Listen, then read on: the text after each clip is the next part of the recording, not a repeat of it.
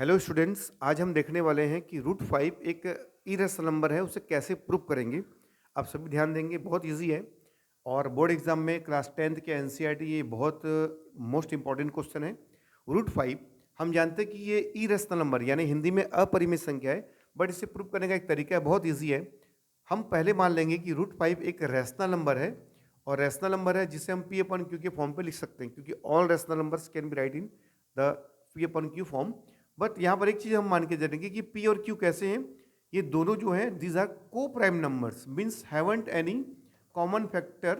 इन दोनों के बीच वन के अलावा कोई कॉमन फैक्टर नहीं है, इसलिए इसको हम क्या मान के चले, को प्राइम नंबर।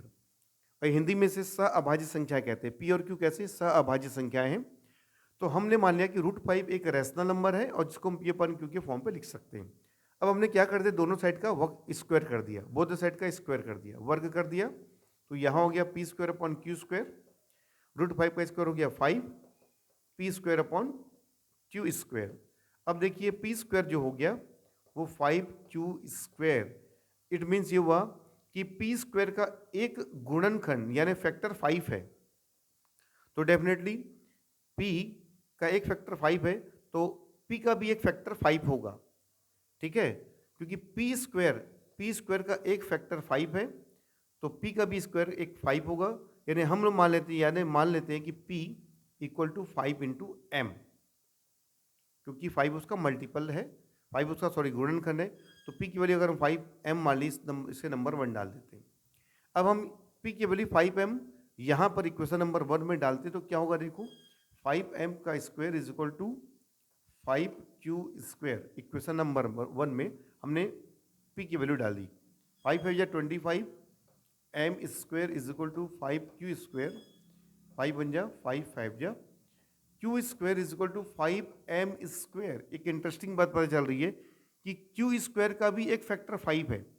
अब डेफिनेटली क्यू स्क्वायर का भी एक फैक्टर यानी गुणनकर अगर 5 है, 5 है, तो क्यू का भी एक फैक्टर क्या हो जाएगा, 5। यानी क्यू का भी एक फैक्टर 5 आ रहा है और ऑलरेडी पी का भी एक फैक्टर 5 था। यानी ये जो हमने अज्यूमशन किया था कि ये पी और क्यू को प्राइम नंबर, ये उसको कॉन्ट्रडिक्ट कर रहा है, उसका अवरोध कर रहा है, उसका विरोध कर रहा है। यानी जो हमने अज्यूम करके चला था कि रूट 5 कैसा एक रैशनल नंबर है, वो गलत साबित हो रहा है। और हैंस हम क्या बोल सकते हैं, रूट 5 बिकॉज इट कॉन्ट्रडिक्ट्स अवर अज्यूमशन, ये हमारी कल्पना के अपोजिट है, विरोध में है।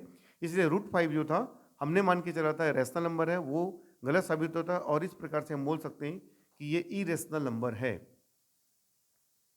ओके, इस तरीके से हम रूट 5 के साथ साथ रूट 2, जहाँ जहाँ 5 आ रहा है अगर रूट 2 होगा तो 2 लिख देंगे, रूट 7, रूट 3, अगर इस टाइप के क्वेश्चन होंगे तो जहाँ जहाँ मैंने 5 लिखा वहाँ आप 2, 3, 7 कुछ भी लिख के बना सकते हैं इजिली। Okay, thank you.